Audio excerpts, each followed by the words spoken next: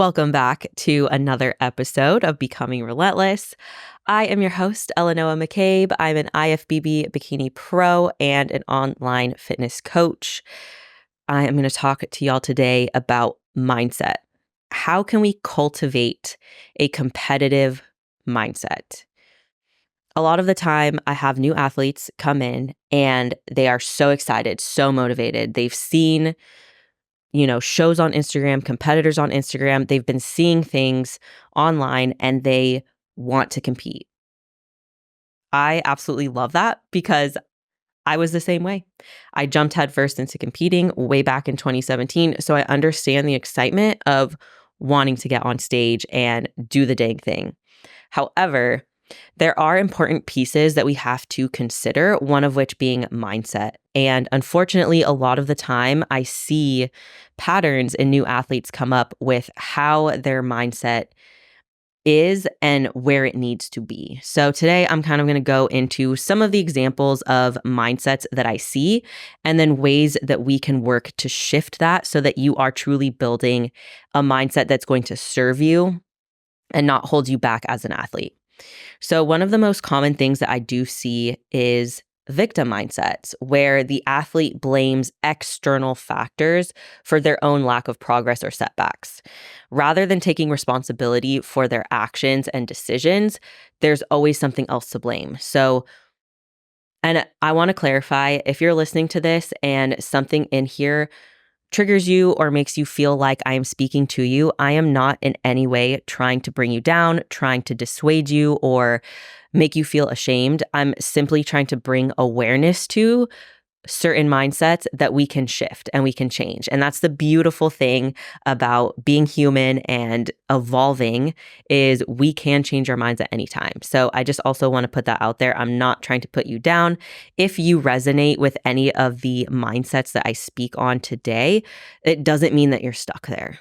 So if you find sometimes that you do slip into victim mindset where maybe somebody's birthday came up, maybe your partner's birthday, and you go out to eat and you go off diet. And then in your check-ins, you're blaming the birthday.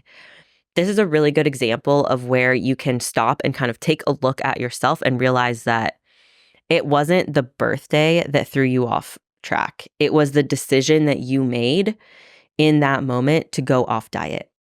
And this is why I think it's important to address victim mindset and find awareness around it, because it's never going to serve you. We can't get anywhere. Like as a coach, I can't help athletes who are constantly in victim mindset because they're not able to take responsibility for their actions and change them.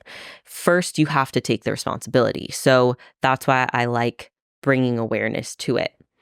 Other external factors that I've seen are things as little as the weather, inconveniences.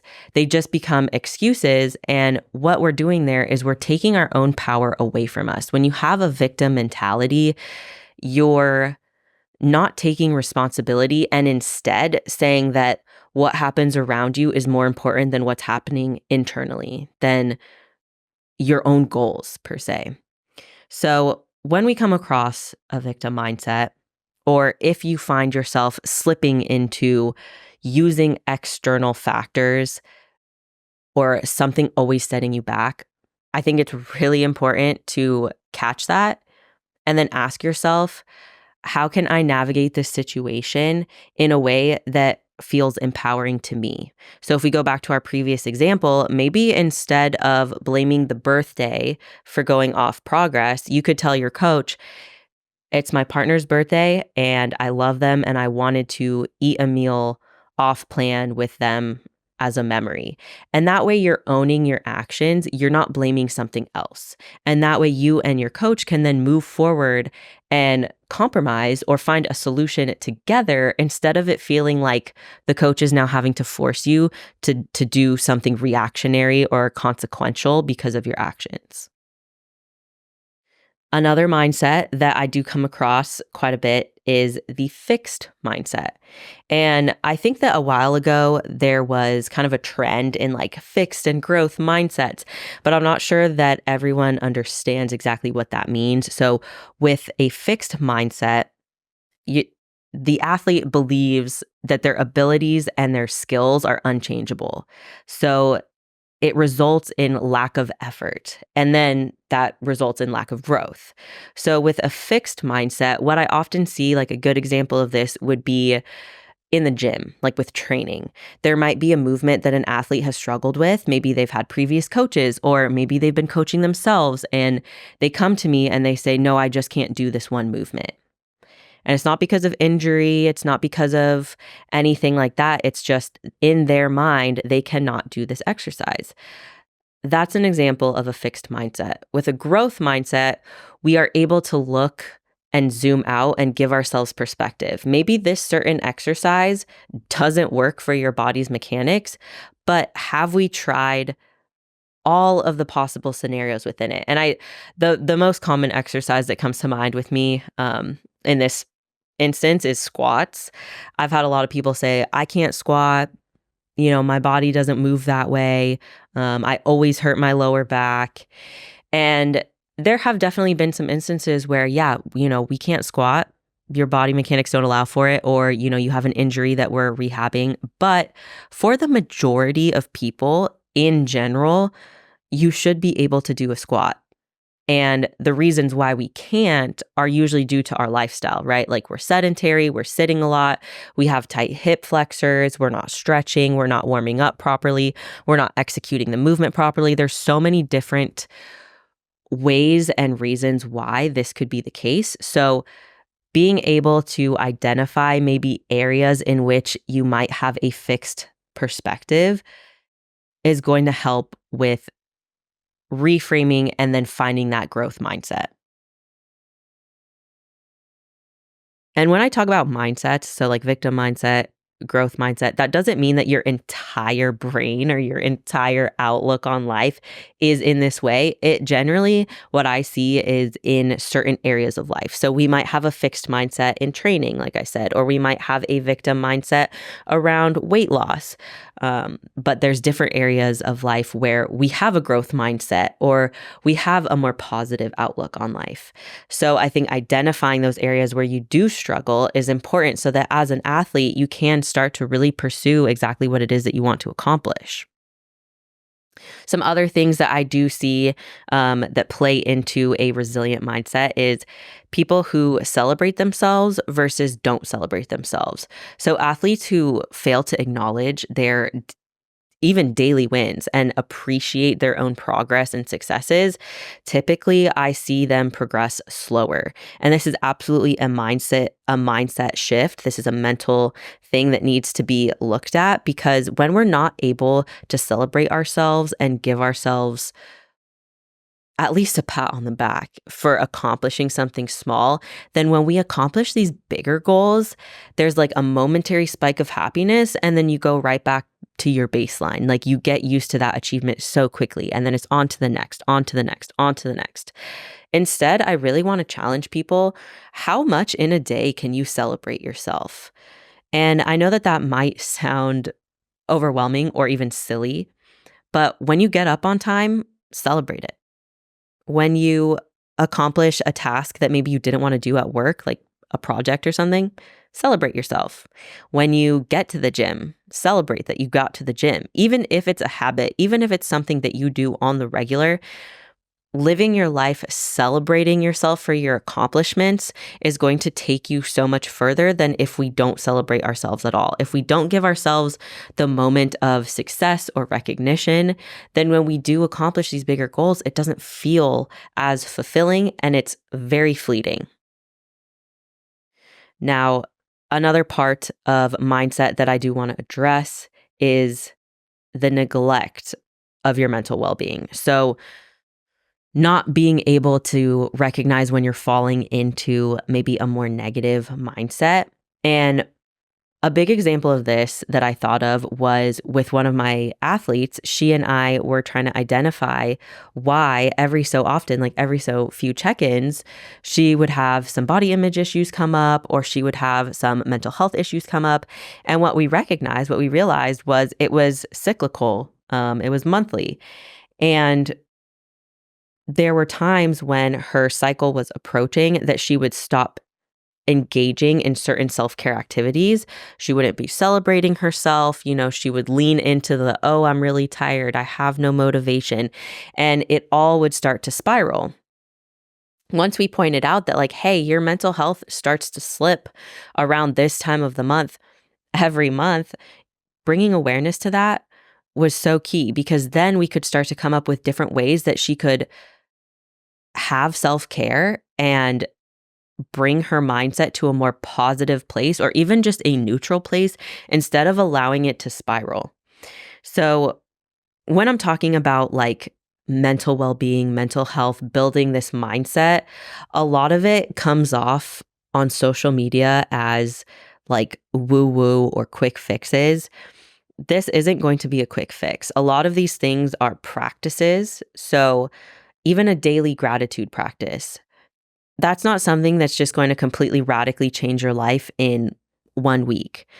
These are practices that need to be done day in and day out for long stretches of time, until they do become routine, until they do become habit, until you do feel as though you are living in an embodied energy that is like higher vibrational. And so what I mean by that is, when we're talking about building this competitive mindset, this mindset that's going to serve you as an athlete, it goes far beyond just like checking off the boxes and celebrating these wins. It goes into, how are you taking care of yourself in the face of like the daily challenges? So when you wake up in the morning, is your habit to just automatically grab your phone, scroll, look at everything, and like feel connected? Or can we start to integrate a new habit where you wake up? Maybe you gratitude journal. Maybe you journal about the dream that you just had, or the dream that you have for your life, or how you want to show up in the world. Anything really. There's no wrong way to journal. But waking up, journaling, or reading, or moving your body, listening to music, and just not immediately inundating yourself with external input from the rest of the world is a great way to set your mental up the rest of the day. When we are so open to all of the external feedback, so when you wake up and you scroll or you look at the news, you're allowing these external forces to now come in and raise your emotions. Or honestly, sometimes it's unconscious, but you put yourself in a state of higher stress. And then you're going throughout your day wondering why your thought patterns are a little bit more negative. If we can wake up in the morning and change that and start to practice different ways of living your life, you're going to see the cascade of that really start to improve the rest of your mental health.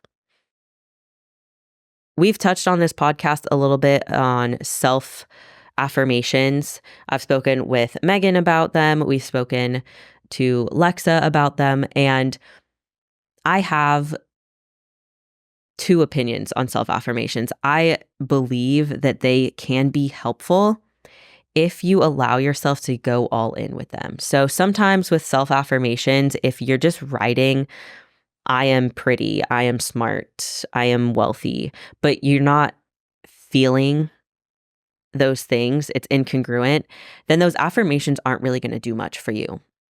But if you can lean in, and as you're writing those things, try to conjure up that actual feeling. Like, what does it feel like to feel pretty? What does it feel like to feel abundant?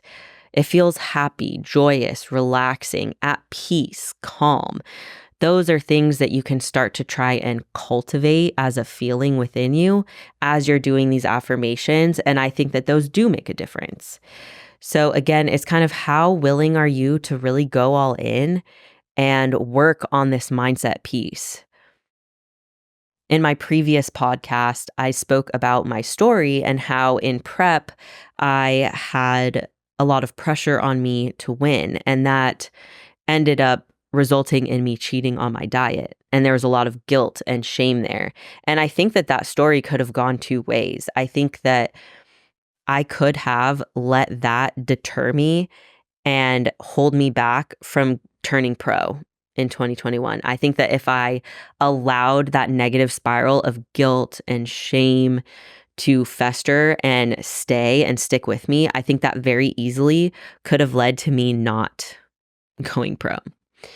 But instead, I forgave myself. And I think that that is something else that a lot of people struggle with, is I hear that when they've messed up on protocol or when they have been engaging in behaviors that they don't necessarily align with, they feel so much guilt and shame over it that it actually stops them from changing. Sometimes the best thing to do for your own mental health is to forgive and move forward. And I've had a lot of instances of that at the beginning of the year as well. I had really big life-changing things happen, and there was a period of time, like especially through January, that my mindset was not solid. My mental health was not great. And it's because I was allowing, again, these external things and then my own internal feelings of guilt and shame and anger and hurt and betrayal to fester and to dictate how I acted in my day.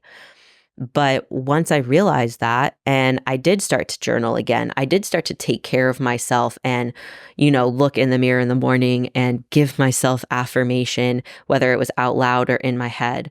Those are things that did start to change the way that I was feeling, and then also started to change the way that I was acting, because our emotions do start to drive our behaviors and our actions, and we don't always realize it.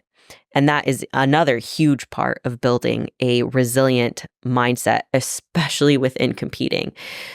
The truth is, when you're a competitor, your emotions during prep are a roller coaster. And you guys know what I'm talking about. If you've ever competed, and if you're listening to this as a newer competitor and maybe you're going through it right now or you're going to be going through it, understand that during prep, your emotional regulation is going to determine the success of your results and ultimately the success of your prep. Your emotions cannot be allowed to dictate your behavior and your actions. We have to have an outlet for these emotions, and that's so many different ways. I know I talk a ton about journaling, but that's because I truly believe that journaling is life-changing. I have people who verbally journal. They don't resonate with writing. So when they're in the car, they're talking to themselves. They're verbally journaling, or they'll set their camera up and they'll talk to their phone. And that's their verbal out loud journal. That's how you can work through these emotions, bring awareness to them, uncover what else it is that you're feeling, and then clear it out. And that way they're not dictating your behaviors. They're not dictating your actions. Because there's going to be times in prep where you do not feel like adhering to protocol. You do not want to go do cardio. You don't want to get up and go finish your steps. You don't want to drink that last bottle of your gallon. But we can't allow those feelings to dictate our actions. And so that is why I think that having these outlets, whether it is journaling, whether it is a support system, whether it is your coach, your partner, your friends, a therapist, or even activities outside of fitness, are so important. That is truly what's going to help your mental well-being. When we're competing, when we're in prep, the mental portion of it is the hardest. And that's why I really encourage people to have interests and have things that they like to do outside of prep, outside of fitness. And it could be something like gardening. It can be hiking, reading, playing with your dog, going to different coffee shops around your city, exploring the space that you're in. There's so many different ways that you can cultivate new interests, new hobbies that are actually going to help with your mental health, especially in prep. So we've talked about mindsets. We've talked about different kinds of mindsets. We've talked about what happens when you neglect your mental health, when you maybe have some self-doubt or negative talk come up. All of these things can happen during a prep, but they shouldn't be what stops you. And I really think that being able to take this in, understand it, and come up with ways that you guys can personally cultivate this more positive outlook, this strong mental resilience is only going to help you. When it comes to all of these things, the underlying thread here as well is having autonomy and not being dependent on a coach or a culture to have that sense of self-worth. And I touched on this in my previous podcast, but I think this really ties heavily into the mental health aspect that we're chatting about today, because having dependence on others or reliance on others is really prevalent, especially within the coach athlete space. And I think it's one thing to have full trust in your coach. You should have that. You should have faith and trust in your coach and in the plan. And also, you should have the ability and the autonomy as an athlete to express yourself, to express your desires, to voice when you do have self-worth or self-doubt come up. It's very common to have these things come to the surface when you're pushing and when you're in an area that is uncertain. Especially if you're a newer competitor, all of this is going to feel so new and so uncertain.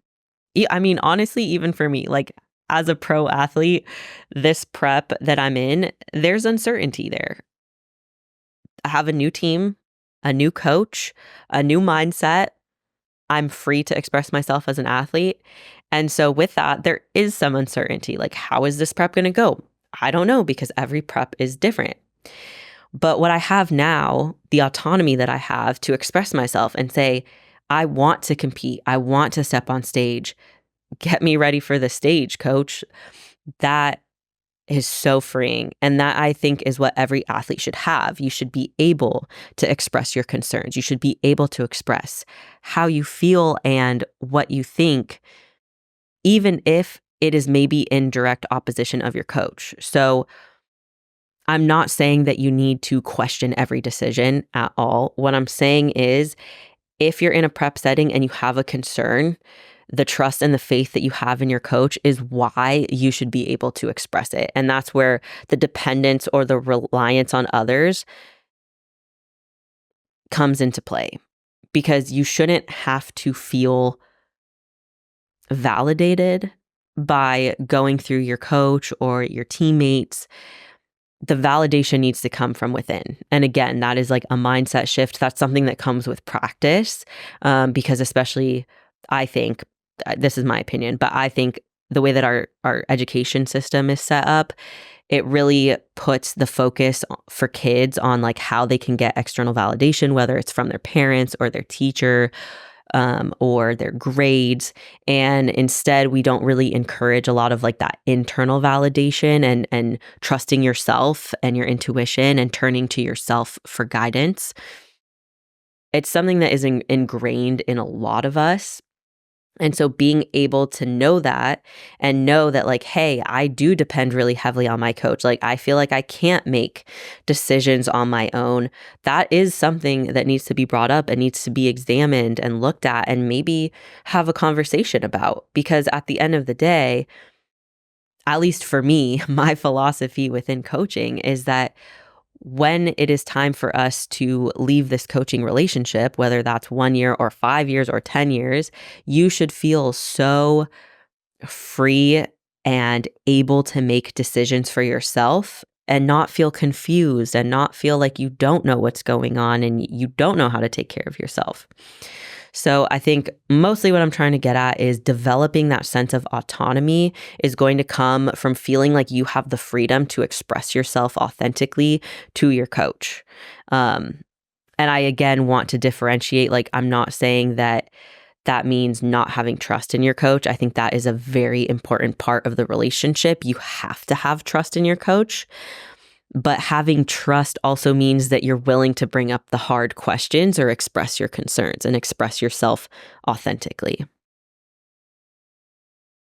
All in all, I think is what I'm mostly trying to express in this episode is that your mental health is going to be affected during a prep setting.